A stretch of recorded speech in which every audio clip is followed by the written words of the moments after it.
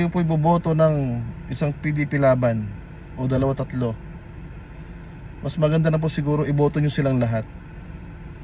Kasi po pag boboto nyo silang lahat, wala pong kukontra sa kanila. Kumbaga maganda po ang sama-sama po sila sa Senado para maganda po yung kumbaga samahan, walang kalaban, makapagtrabaho ng maayos, walang kukontra pag may gagawing batas.